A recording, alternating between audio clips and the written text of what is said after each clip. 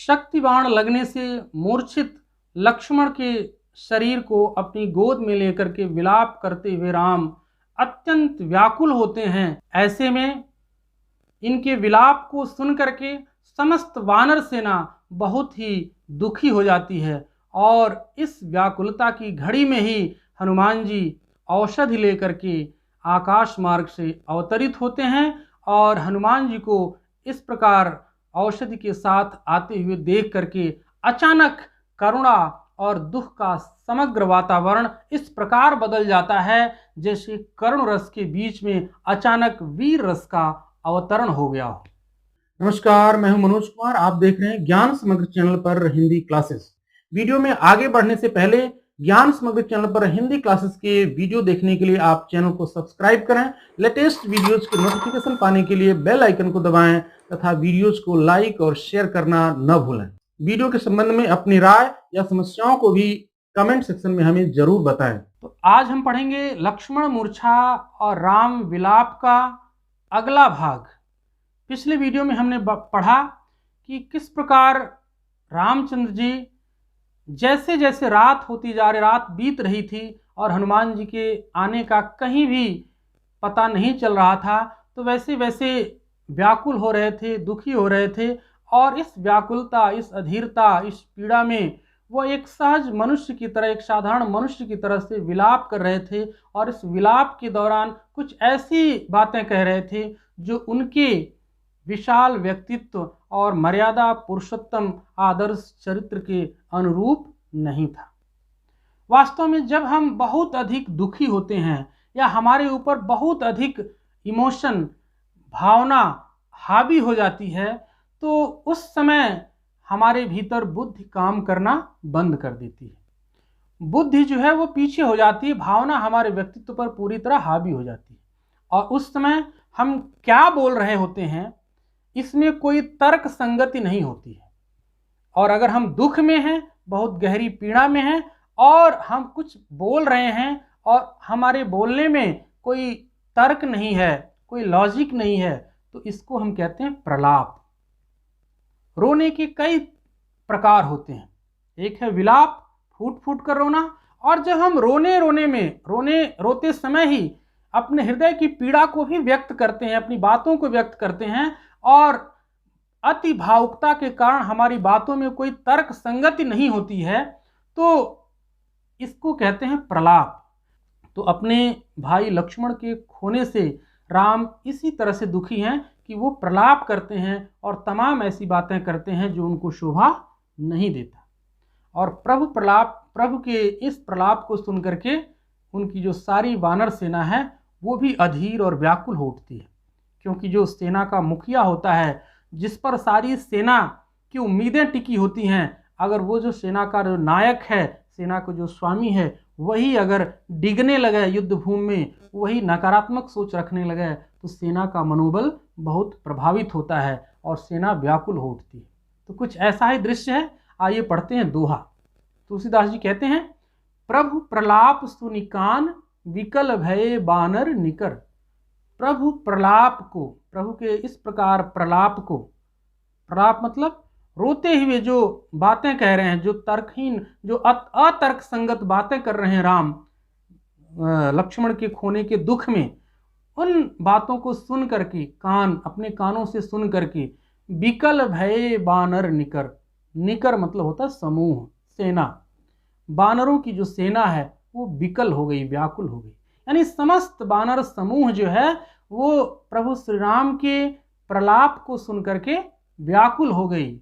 आई गयौ हनुमान जिमि करुणा महावीर रस।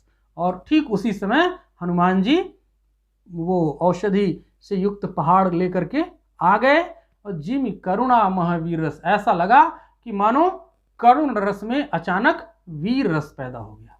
जिमि मतलब मानो, ऐसा जान पड़ा, तो एक तरह से यह उत्प्रेक्षा अलंकार है। ऐसा लगा मानो करुण रस में वीर रस का आगमन हुआ, अर्थात सारी जो दुख का माहौल था वो दुख का माहौल छट गया और उत्साह का माहौल हर तरफ छा गया, क्योंकि सूर्योदय से पहले संजीवनी बूटी लेकर के हनुमान जी के लौटने पर ही सारा कुछ निश्चय था, सारा कुछ नियत था कि लक्ष्मण के प्राण बचेंगे या नहीं बचेंगे। तो अब यह स्पष्ट हो गया कि लक्ष्मण के प्राण बच जाएंगे, उनके प्राणों पर से संकट टल जाएगा। और यही कारण है कि हनुमान जी के आते ही सारी सेना में जो अब तक दुख का माहौल था, व्याकुलता का माहौल था, वो करुणा का माहौल दूर हो गया और उत्साह का माहौल पैदा हो गया। यानी करुण रस के बीच में अचानक वीर रस पैदा हो गया। इसके बाद क्या हुआ, वो चौपाइयों के माध्यम से तुलसीदास जी बता रहे हैं, कह रहे हैं हरस राम भेटेउ हनुमाना। इस प्रकार हनुमान जी को सूर्योदय से पहले औषधि के साथ लौटे हुए देख करके राम अत्यंत हर्षित हुए और हरस राम, हर्षित होकर के राम भेटेउ हनुमाना, हनुमान जी को भेंट किया, गले लगाया। और अति कृतज्ञ भय, अति कृतज्ञ प्रभु परम सुजाना। और ये जो परम सुजान भगवान श्री राम थे वो अत्यंत कृतज्ञ अनुभव किया। किसके प्रति? हनुमान जी के प्रति। अपने ही भक्त हनुमान जी के प्रति परम सज्जन, परम सुजान प्रभु श्री राम ने कृतज्ञता व्यक्त की। क्योंकि ऐसी संकट की घड़ी में जब स्वयं भगवान भी संकट में हो, उस समय उनके संकट से उनको उबारने के लिए हनुमान जी काम आए थे। इसलिए हनुमान जी के प्रति उन्होंने कृतज्ञता प्रकट की। तुरंत वैद्य तब कीन ही उपाय, तुरंत वैद्य ने तब उपाय किया। उपाय का अर्थ यहाँ उपचार। वैद्य ने तुरंत उपचार किया और उपचार करने के बाद उठ बैठे लक्ष्मण हरसाई, लक्ष्मण जी तुरंत उठ बैठे। बड़ा फास्ट उपचार हुआ, बहुत तेज ट्रीटमेंट हुआ और लक्ष्मण जी तुरंत ही उठ बैठे। हरसाई, हर्षित होकर के, हृदय लाई प्रभु भेटेउ भ्राता। और इस प्रकार अपने भाई को उठने के बाद प्रभु अर्थात श्री राम ने उनको भी गले लगाया, भाई को भी भेंट किया। हर्षे सकल भालु कपि ब्राता। और इस प्रकार सभी भालु कपि ब्राता, ब्राता मतलब भी समूह, जो अर्थ निकर का होता है वही अर्थ होता है ब्राता। यानी भालुओं और बंदरों का जो सारा समूह था वो सब हर्षित हो गया। सारी बानर भालू सेना खुश हो गई, हर्षित हो गई। कपि पुनि वैद्य तहाँ पहुँचावा। और इस प्रकार हनुमान जी ने वैद्य जी को पुनः तहाँ पहुँचा, वहाँ पहुँचा दिया। तहाँ मतलब वहाँ पहुँचा दिया। कहाँ? जेहि विधि तब ही ताहि ले आवा। जिस प्रकार तब जहाँ से ले आए थे। कहाँ से ले आए थे? लंका से ले आए थे सुषेण वैद्य को हनुमान जी। तो जिस प्रकार ले आए थे, किस प्रकार लाए थे? उनको घर सहित उठा करके ले आए थे। क्योंकि इतना समय नहीं था कि उनसे बहस करते और सारी घटनाक्रम को बताते। तो इमरजेंसी थी, मेडिकल इमरजेंसी थी, इसीलिए वो सुषेण वैद्य को तुरंत घर सहित ही युद्ध भूमि में लेकर के आए थे। तो जब काम हो गया, ट्रीटमेंट हो गया लक्ष्मण जी का, तो हनुमान जी ठीक उसी प्रकार जिस प्रकार वो सुषेण वैद्य जी को जहाँ से ले आए थे वहाँ पर ठीक उसी प्रकार ससम्मान वापस पहुँचा आए। यह वृत्तांत दशानन सुनेउ। ये सारा वृत्तांत दशानन अर्थात रावण ने सुना। अति विषाद पुनि पुनि सिर धुनेउ। और इस वृत्तांत को सुनकर, इस सारे समाचार को सुनकर के वो अत्यंत विषाद में पड़ गया। विषाद मतलब दुख, गहरे डिप्रेशन में चला गया रावण, एक तरह से विषाद में चला गया और बार बार सिर धुनने लगा, माथा पीटने लगा। और अंत में फिर क्या हुआ? व्याकुल कुंभकर्ण पहियावा। व्याकुल होकर के कुंभकर्ण, पही मतलब पास, कुंभकर्ण के पास आया और विविध जतन करि ताहि जगावा। विविध प्रकार के जत्न करके ताहि मतलब उसको जगाया। मतलब उस समय कुंभकर्ण सो रहा था। जब राम और रावण की सेनाओं के बीच युद्ध चल रहा था तो कुंभकर्ण सो रहा था। क्योंकि कुंभकर्ण के बारे में कहा जाता है कि वो 6 महीना सोता था और उसके बाद एक दिन के लिए जगता था और उसके बाद अपना नहाता धोता था, खाता पीता था खूब और खा पी करके फिर सो जाता था। तो वो 6 महीने सोता ही रहता था, लेकिन बहुत बड़ा योद्धा था। तो चूंकि रावण के सारे सैनिक अब तक मार दिए गए थे और मेघनाथ को उसने भेजा था, मेघनाथ ने लक्ष्मण को जो शक्ति बाण चलाया उससे लक्ष्मण मूर्छित हुए और पुनः जी उठे।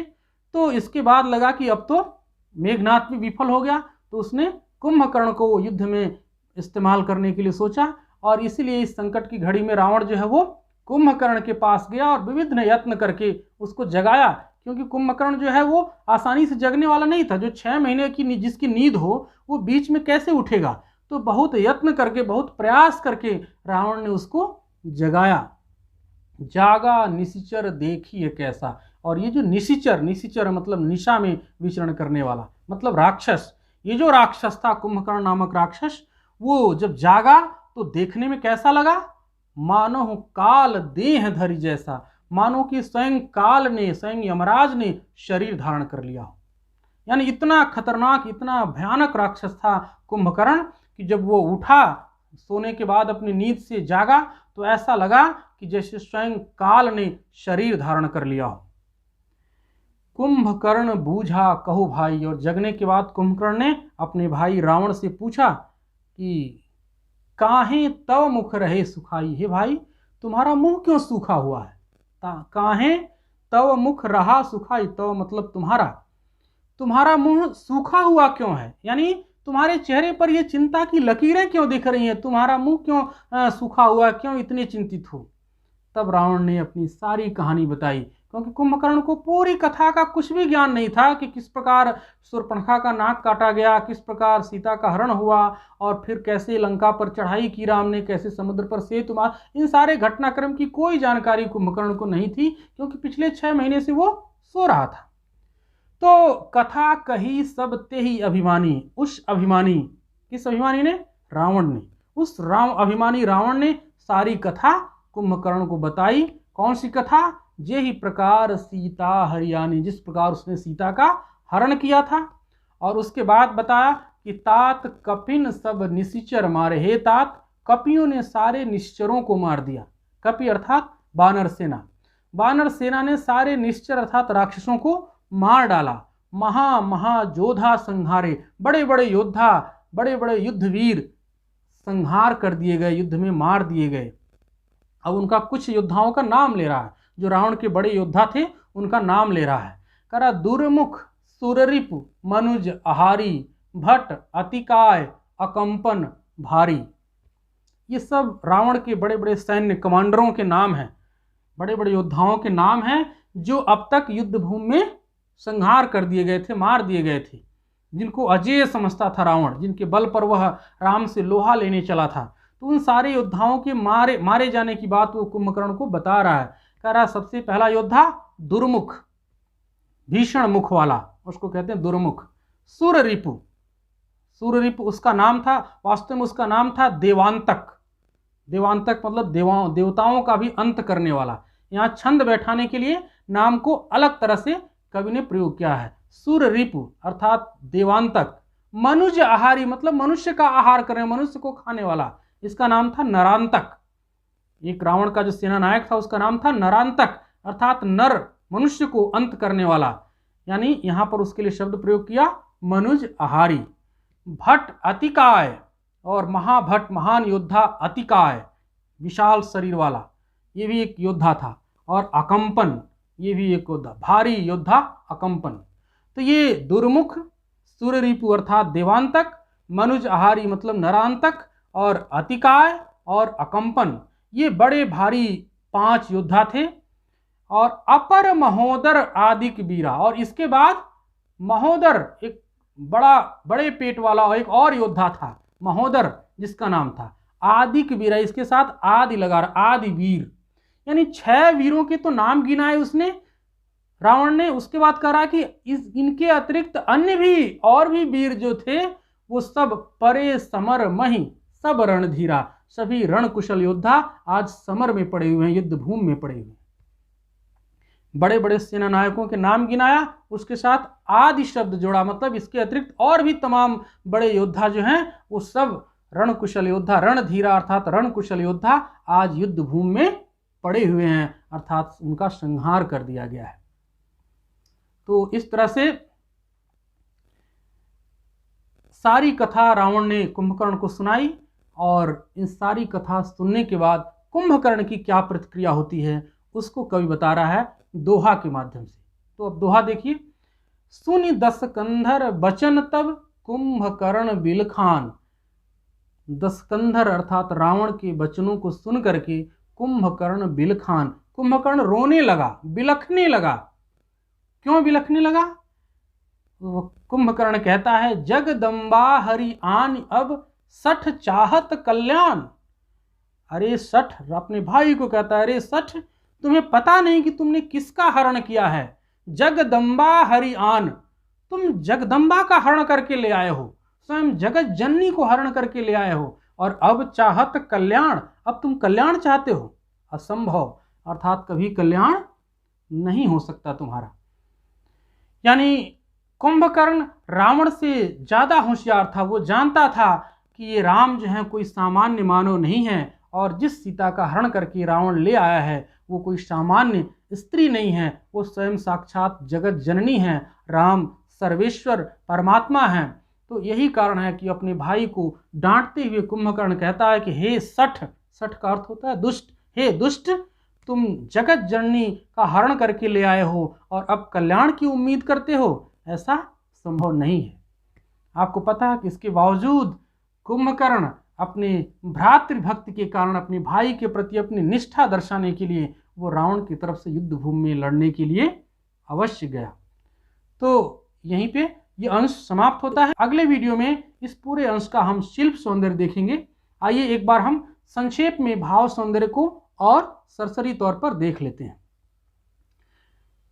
प्रभु श्री राम के प्रलाप अर्थात व्याकुलता में व्यक्त किए गए अतर्कसंगत भावनाओं को देख करके समस्त वानर सेना अत्यंत व्याकुल हो गई, और इसी व्याकुलता के बीच में हनुमान जी पर्वत खंड लिए हुए अवतरित हुए, और कवि कहता है कि ऐसा लगा जैसे करुण रस के बीच में अचानक उत्साह का संचार हो गया हो, वीर रस का संचार हो गया हो। और इसके बाद हनुमान जी को इस प्रकार आए हुए देख करके राम अति प्रसन्न हुए और हनुमान जी को गले लगाया, उनके प्रति कृतज्ञता प्रकट की, और वैद्य ने तुरंत लक्ष्मण का उपचार किया और लक्ष्मण जी तुरंत हर्षित होकर के उठ बैठे। लक्ष्मण को भी श्री रामचंद्र जी ने गले लगाया, और इस प्रकार समस्त बानर भालू सेना में उत्साह का संचार हुआ, प्रसन्नता का संचार हुआ। हनुमान जी ने पुनः सुषेण वैद्य को ससम्मान उसी प्रकार लंका में पहुंचा दिया जिस प्रकार पहले ले आए थे। और इस सारे समाचार को सुन करके रावण अत्यंत विषाद में डूब गया, दुख में डूब गया, और बार बार अपना माथा पीटने लगा, बार बार अपने आप को कोसने लगा, और व्याकुल होकर के कुंभकर्ण के पास गया, उसको जगाया, और जगाने के बाद कुंभकर्ण से सीता के हरण और राम और रावण की सेना के बीच युद्ध और रावण के तमाम बड़े योद्धाओं के मारे जाने की सारी कथा विस्तार से बताता है।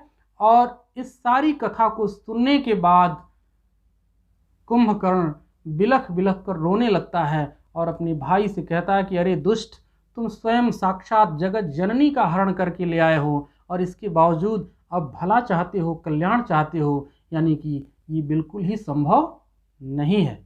ये तो हुआ भाव सौंदर्य। अगले वीडियो में हम पूरे अंश का शिल्प सौंदर्य देखेंगे। तब तक वीडियो को लाइक कीजिए, शेयर कीजिए, और हिंदी क्लासेस की और भी वीडियो देखने के लिए चैनल को सब्सक्राइब कीजिए। शुभ दिन।